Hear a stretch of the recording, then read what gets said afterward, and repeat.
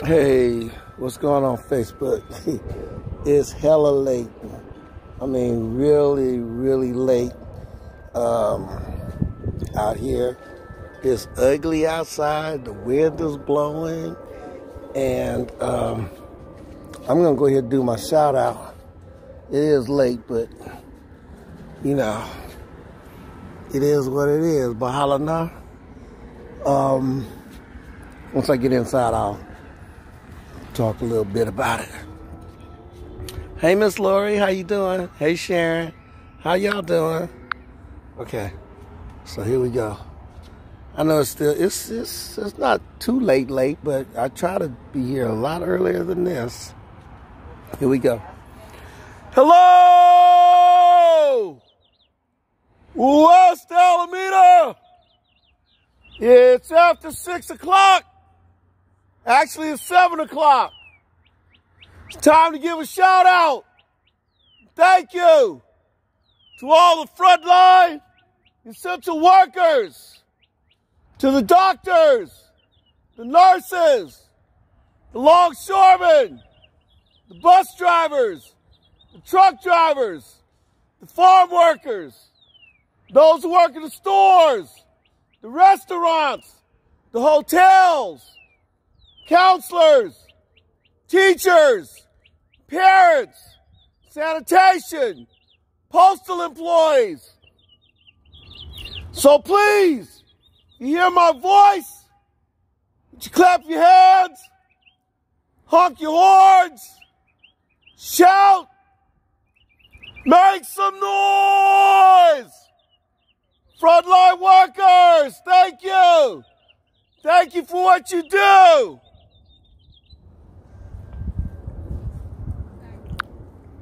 What's up, y'all? Yeah, like I said, it's real late. It's after 7 o'clock. I've been trying to get out here and do it early, like at 6 o'clock. But, you know, got to do what I got to do. And this is where I'm at right now.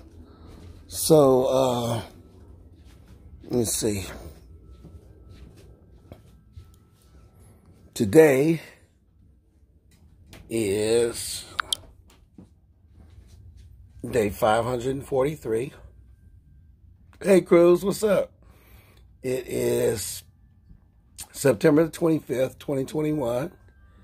And as of September 25th, 2021, according to the Coronavirus Pandemic Live on YouTube, I don't have anything for September 25th on the global front. I looked it up. And when I looked it up, the number was actually less than what it was yesterday. And I was like, okay, I don't see how that's possible because like for today it said 4,761,000.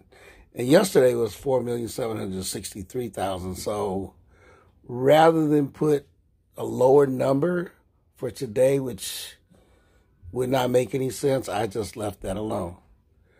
But for the United States, it did show 706,058 for today and 705,237 for yesterday. I'm not saying that we should always keep having more people die from coronavirus, but I'm just saying that it...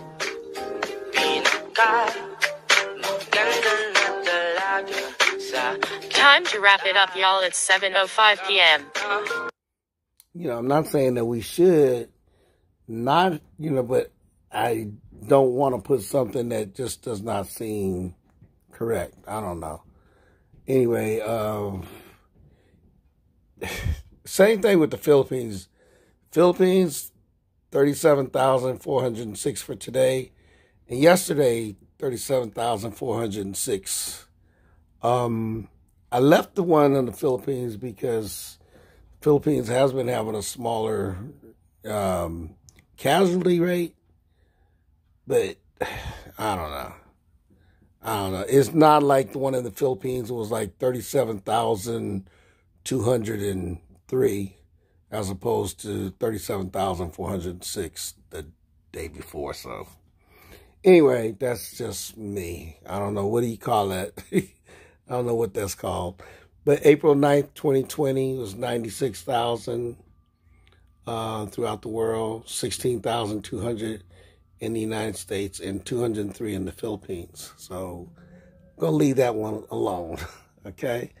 And prayers, thoughts, and condolences. I ask all of you to please keep in your prayers and your thoughts all those who have died from coronavirus throughout the world, all those who have died for whatever the cause may be, whether they were involved in an accident, whether it was something from surgery or they went to the hospital and, something happened to them like that, or somebody who got killed because of somebody else's stupidity, somebody else's action, and also prayers and thoughts for all the people who have been murdered by the police, murdered by the criminals, by thugs, by the drug dealers, by the gangbangers, by vigilantes, by rebels, by government troops, by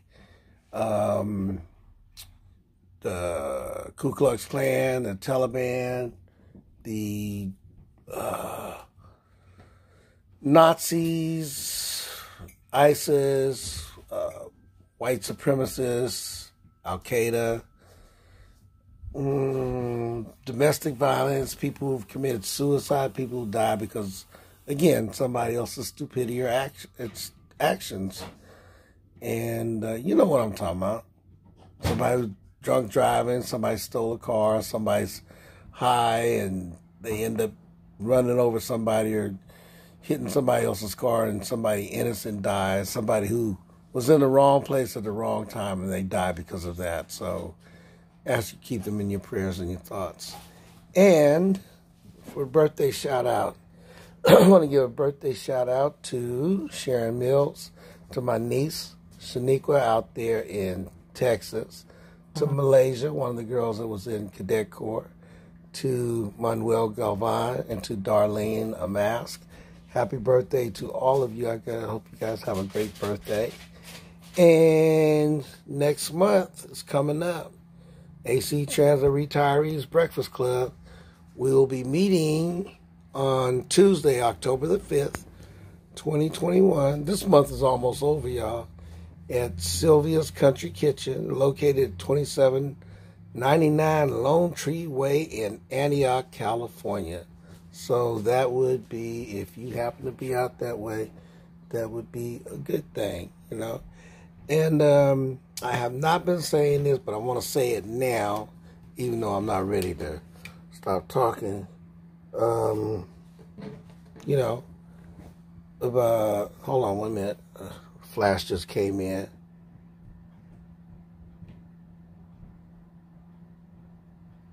Okay, look at this, you guys. Longtime KTVU anchor Frank Somerville, you guys know Channel 2, Frank Somerville, has been reportedly pulled from the air indefinitely for wanting to point out that the U.S. media, after my phone, that the U.S. media often gives more attention to tragedies involving white women than those of BIPOC women, okay? Black, indigenous, people of color women. Verified sources that Somerville was informed by station management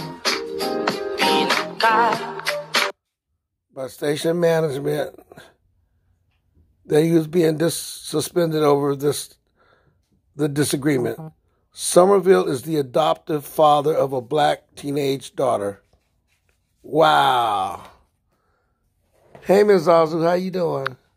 Okay, so with that being said, that really is something else.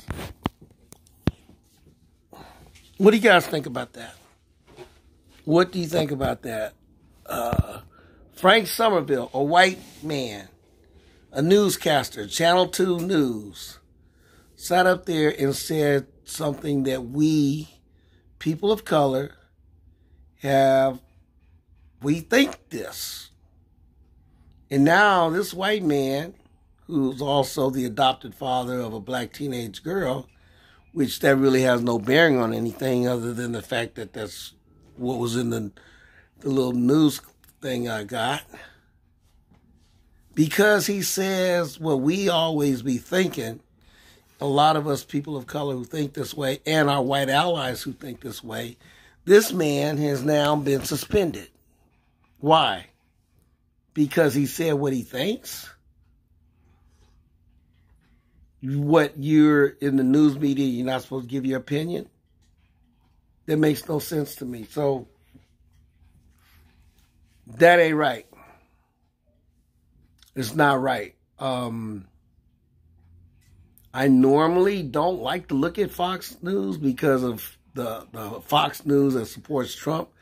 But Channel 2 Fox News, I look at it because they, for the most part, I feel like they are not biased and that they're,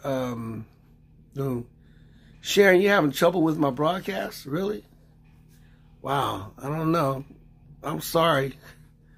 Yeah, I'm sorry about that. I don't know. Hey, that's messed up, y'all. That's messed up. He's saying what we think. He is saying what we think. And the bottom line is it's true. Come on now. You look at the cases. I just quoted yesterday 5,000 plus cases in the United States of women who went missing from 2000 to 2010. 40% of them were black and indigenous people of color. That should tell you something because they don't get that media coverage. And now when we got somebody who says what we think, right? Institutional racism, absolutely. Now when a white man, because he has a black daughter, does that make him an ally? Not necessarily, but I think he's an ally. Because he sat up there and he said what I think and what I believe that a lot of other people of color think and what white allies think. That is the bottom line. Come on, y'all. Think about it. Think about it. Again, I'm not saying nothing bad about Gabby. I'm not saying nothing bad about all the white women who go missing and then there's all kind of media coverage about them. Or for the little white children, there's a lot of media coverage. I'm not saying anything bad about them. All I have been doing and saying for all this thing is that do us the way you do them or do them the way you do us. That's all. Make everything equal. Make it equal. Whether it has to do with the law, whether it has to do with missing people, whether it has to do with medical coverage, whether it has to do with employment, whatever it has to do with, make it equal. That's all I'm saying. Do me the way you do him, or do him the way you do me. One of the two. And that's all. Okay, so ain't no sense of me getting all upset, tripping about all that. So, let me tell you why I'm running late today. Found my relatives found me.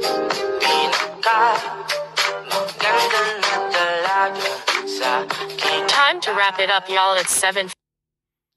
Is my relatives in the Philippines. I think I've talked to you guys about this. They found me off of Facebook and YouTube and everything. And so I've been communicating with them. And so today we did Zoom. It's my Lopez family. They are the descendants of my mother's father and her mother, and they are the descendants of my uncle and my auntie, who I never knew. I never knew my grandfather and my grandmother. I never knew my uncle and my auntie. I never knew any of my cousins in the Philippines. And the whole reason for that was because my mother was disowned by her father, my grandfather, because of the fact that she married a black man. Okay? So, yeah, that's what that is. But anyway, years later, I'm now 72. I will be 73 years old in November. And now I have my cousins. It's amazing. After my mother and my father got a divorce, I never had a chance to get to know any of my relatives on my father's side. So basically, I grew up in California, grew up in the Bay Area in San Francisco, not having any uncles and aunties, grandparents, cousins. I didn't have none of that. And now, 73 years later, might as well say 73 years later, I now have all kind of cousins. So we did Zoom today, and we did Zoom last month. It's great. There wasn't a whole bunch of us on there this time, but there were family members from the United States. You know, my son, my daughter, my sister-in-law was out there, and then it was like 7 or 8, maybe 10 of my Lopez relatives, you know, and the month before there was like, almost 30 of us. I really don't care about the numbers that's involved. What I do like is the fact that we are communicating, and that was great. I love it. That's the reason why, you know, it was like we did the Zoom like 3 o'clock. We stayed on the Zoom a long time, and at 3 o'clock in the afternoon in California, it's 6 o'clock in the morning in the Philippines. They are actually a day ahead of us. They're 15 hours ahead of us. And I didn't want them to have to wake up that early, but they were like, you know, because sometimes internet can be kind of spotty or whatever you call that, where it's easier for them to do it at 6 o'clock in the morning their time. And I'm like, okay. I'm spoiled. I'm spoiled. I would not be getting up at 6 o'clock in the morning to do no Marco Polo. Not Marco Polo. To do no Facebook. No. To do no Zoom. But that's just me. That's just me. But my cousins in the Philippines, they're doing it. Those of you who do know me, you know I've been running around here for as long as I can remember. And for those of you who do remember or to know me like that, you know I'll be running around like mabuhay and Pilipino ka ba and kumusta ka na and all that stuff, you know. Well, that's Tagalog. Tagalog is one of the languages of the Philippines. But my mother's people are from Leyte, and our dialect, our tribal dialect, is Bisaya or Waray. And so all these Tagalog words I've learned over 73 years of my life, now I'm trying to learn Bisaya or Waray, and it's a trip. But anyway, I guess what I'm trying to say is it made me really happy. It made me really happy. And there was a song. There was a song that my mother, her name is Concepcion, but the family in the Philippines, they call her Lola Conching, okay? And I am the son of Lola Conching, and all my children are descendants of Lola Conching. And all my cousins over there, they're the descendants of Lolo Hinoroso, my uncle, and also Lola Rosario, my auntie.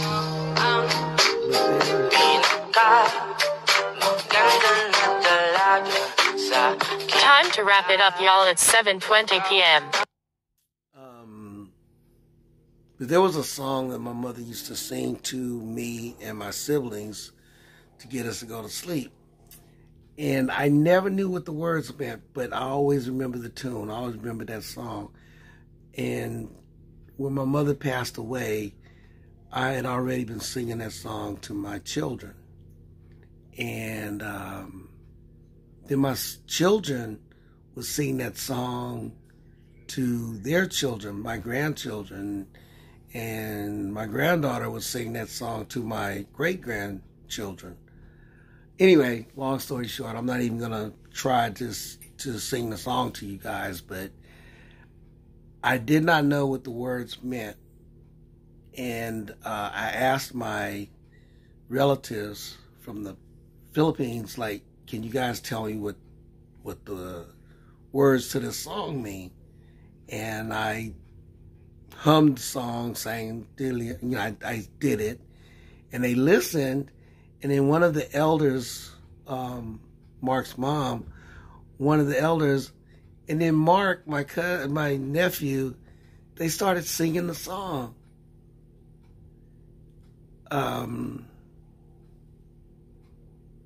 But the words that they sang was different, but the melody was the same. I cannot express to you guys what that meant to me, hearing the lullaby, the song come from my relatives. It was like listening to my mother. And it just really made me feel good, y'all. Who asked me, did I cry? What you mean, did I cry? Who asked me that question, did I cry? Tell the truth. Who asked me, did I cry? Wait a minute, did I cry? Ask me, did I cry? No, I didn't cry because I got my eyes got watery because it was windy. We were sitting outside Sin's restaurant on Dutton and International, and the wind started blowing, and as the wind blew, I started getting teary-eyed from the wind. You know, so somebody said tell the truth. Sharon, your grandmother was disowned by her father for marrying a German. I got you. Yes, I ain't ashamed. I started crying. Because the elder, Mark's mother, she knew the song, knew the words, and was singing it. And when she started singing it, reminded me of my mama, Lola Conching, so I did start crying. At my age, I don't give a damn who know I'm crying. I don't give a damn. I don't care. I said damn, but if those of you who are offended by me using the word damn, I mean like the Hoover Dam, I don't give a Hoover damn. That's not a cuss word, right? But anyway, I just wanted to share that with you guys because it was just really emotional. It's just really emotional. You know, for those of you who've grown up knowing who your grandparents was, grew up knowing who your uncles and your aunties was, who your cousins was, that's awesome. My children grew up knowing, damn. How do you say knowing? They grew up knowing who their grandparents was on both sides. And they grew up having cousins because my siblings and I all had children. So they were cousins. They knew this. They knew their uncle. They knew their aunties. And that was good, but I didn't have that. I didn't have that. And it was great. I have friends who I say, hey, uncle, what's up? Or, hey, auntie, you know what I'm saying? And, what's up, cousin? If I run into somebody last name Dixon, I'd be like, oh, cousin. But that's like a thing that we do in our community. We just...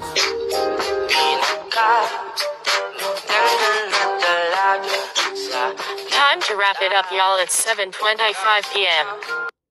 But, that's kind of what we do is we, even when you have blood cousins or blood relatives, we have a tendency to adopt, not physically, literally, legally adopt, but just adopt them into our family, or we get adopted into their family. I told you before that my ex-wives, I'm really good with the Doziers and with the Lawrence families. They still consider me to be a part of their family, and I consider them to be part of my family, and that's just how we do, I know that some people, when they get a divorce, they choose to absolutely have nothing to do with the person who was divorced from their sister or their brother.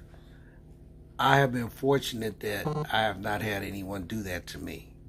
Both the Doziers and the Lawrence family, they just like, hey, you still part of our family, which I appreciate that. And I go to their family functions and they come to my family functions. I think it would be hard for them and for us not to be involved with each other, since my kids are also part of the Dixon, part of the Lawrence, and part of the Dozier clan. So, yeah, I use saying, you can't come, but your kids can come. I don't know. Some people could do that, but I don't know. Anyway, I just really wanted to share that with you guys, and I have no idea why I wanted to share that with you, but, you know, it is what it is. And Sharon, you're absolutely right about institutional racism in terms of this whole thing with Frank Somerville.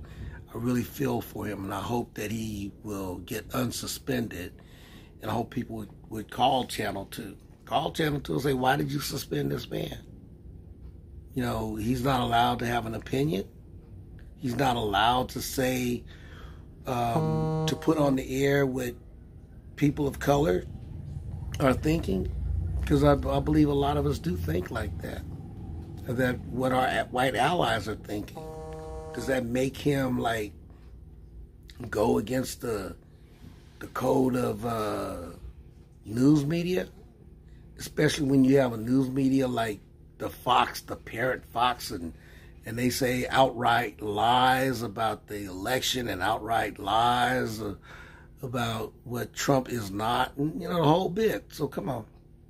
Anyway, I'm going to go. And I was basically trying to explain to y'all why I was running late tonight was because it was just, you know, one of those things, what was going on. And then my daughter with her baby, my granddaughter who's 10 days old, you know, so everything, a lot of all that, you know, it's all good. I really can't express to you guys how happy I am right now at this point in my life. I'm just really happy.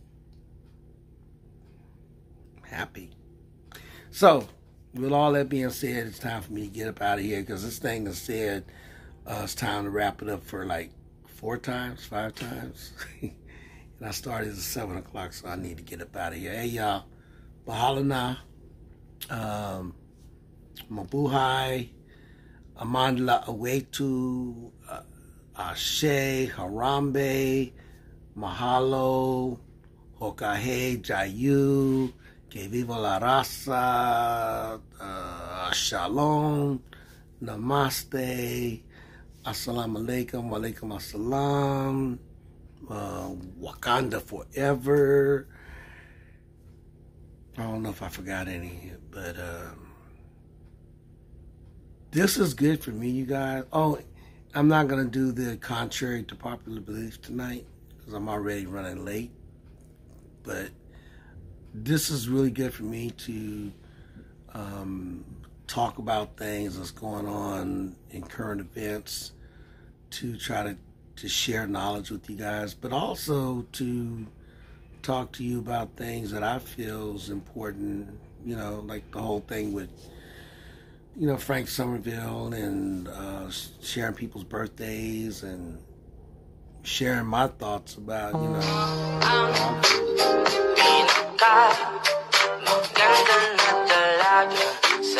Time to wrap it up, y'all. It's 7:30 p.m. I really gotta go, y'all. It's 7:30 p.m. and I'm out of here. Power, peace. I don't have my niece here, so I hope I do this right. Still looks like Batman to me. Heart. Hey. All right, y'all. One love.